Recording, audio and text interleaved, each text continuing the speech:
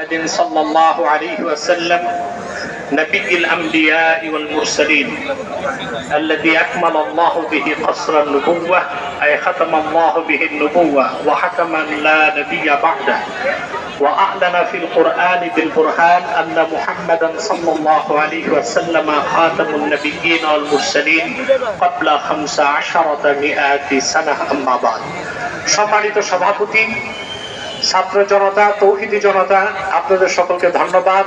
সময় খুব সংকীর্ণ, কিছুক্ষণ পর মাগরিবের আজান হয়ে যাবে। নারায়ণগঞ্জে যে লোকটা বলতো খেলা হবে, যখন ডেট ফাইনাল হলো খেলোয়াড় পালায় গেল।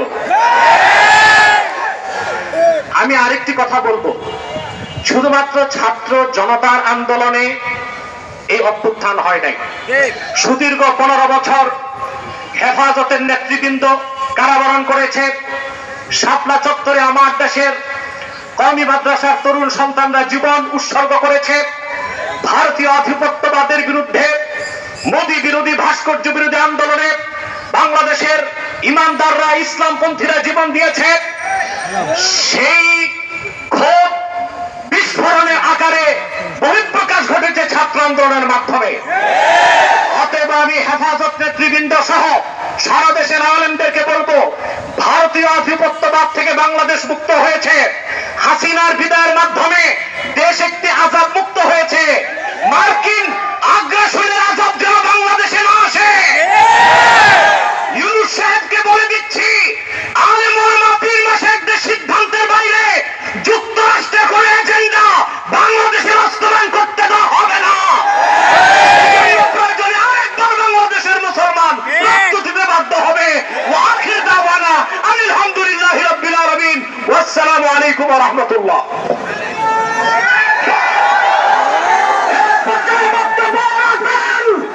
আজকে এই শান্তি সমাবেশের প্রধান অতিথি এদেশের লক্ষ্যপতি তৌহিদি জনতার হৃদয় স্পন্দন আল্লামা মামুনুল হক।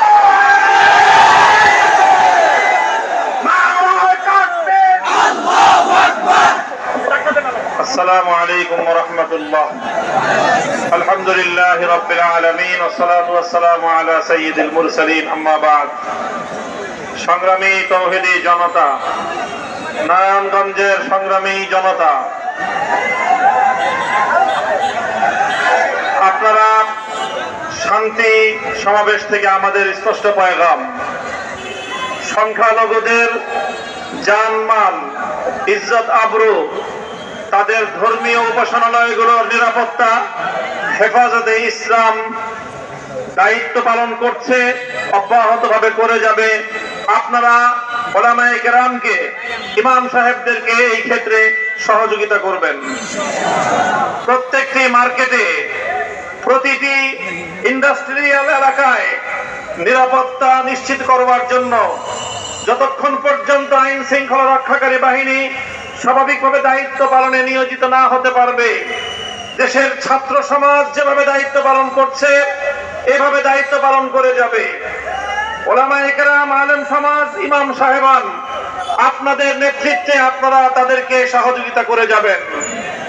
আরেকটি পয়গাম আমি দিতে চাই, এই আগস্ট বিপ্লব, 5ই আগস্টের এই গণ অভ্যুত্থান, এটি রচিত হয়েছে এদেশের সর্বশ্রেণীর ছাত্র জনতার ঐক্যবদ্ধ এক মজবুত দৃঢ় ঐক্যের মাধ্যমে।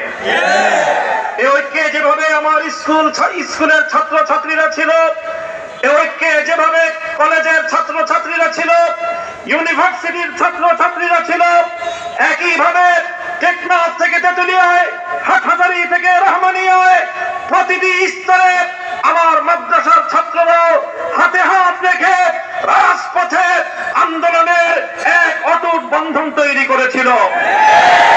আজ তাই পরাজিত শক্তি চায় আবার আমাদের মধ্যে বিভেদের দেয়াল তৈরি করতে। বিগত পতিত স্বৈরশাহী আওয়ামী সরকার, তারা 16 বছরের চেষ্টার মধ্য দিয়ে চেয়েছিল জাতির মধ্যে বিভেদ তৈরি করতে। স্বাধীনতার 50 বছর পরে এসেও তারা রাজাকার নাম দিয়ে এদেশের ধর্মপ্রাণ জনগোষ্ঠীকে তারা দাবায় রাখবার ষড়যন্ত্র করেছিল। যখন গোটা দেশের সমস্ত মেধাবী ছাত্র জনতাকে রাজাকার বলে গালি দিয়েছিল, তখনই আন্দোলন বাংলার মতো জ্বলে উঠেছে। বাংলাদেশে স্লোগান উঠেছিল, আমি কে তুমি কে। কে বলেছে, কে বলেছে? আমি বলতে চাই, মনে রাখতে হবে ঐক্যই এই আন্দোলনের মজবুত ভিত। আগামী দিনে ঐক্যকে ফাটল ধরাবার জন্য পরাজিত শক্তি আবার চেষ্টা করছে। হে স্কুল কলেজ ভার্সিটির ছাত্ররা, তোমাদেরকে আমাদের মাদ্রাসার অঙ্গনে আমি স্বাগত জানাই।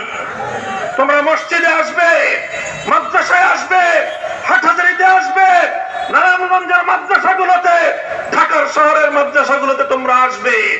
আমার মাদ্রাসার সন্তানেরা টিএসসি চত্বরে যাবে, তোমরা শহীদ মিনারের সামনে গিয়ে ইসলামী ক্যালিগ্রাফি আঁকবে। বাংলাদেশের বাংলা ভাষার বাংলা ভাষার মর্যাদা রক্ষা করবার জন্য যেভাবে আন্তর্জাতিক মাতৃভাষা দিবস হিসেবে 21শে আগস্ট স্বীকৃত হয়েছে, সেই ভাষার মর্যাদা আমাদেরকে রক্ষা করতে হবে। এমনি ভাবে যে কোনো মূল্যে ঐক্যকে অটুট এবং মজবুত রাখতে হবে। ইনশাআল্লাহ ছাত্র জনতার এই যে রাষ্ট্র সংস্কারের যে আন্দোলন, এই আন্দোলনে আমরা সর্বাত্মক সহযোগিতা করব। সকল আত্মত্যাগ, সকল শহীদের রক্তের সঙ্গে আমাদেরকে ইমানদারি রক্ষা করতে হবে, শহীদদের মর্যাদা রক্ষা করতে হবে, সকল হত্যাকাণ্ডের বিচার করতে হবে। 2024-এর কোটা সংস্কার আন্দোলনের 5 শতাধিক শহীদের হত্যাকাণ্ডের বিচার করতে হবে। 2021 সালের মোদী বিরোধী আন্দোলনের হত্যাকাণ্ডের বিচার করতে হবে। 2013 সালের 5ই মে স্বপ্ন চত্বরের হত্যাকাণ্ডের বিচার ইনশাআল্লাহ। এভাবেই বর্তমান এই অন্তর্বর্তীকালীন সরকারকে আমরা সাহায্য করব, সহযোগিতা করব।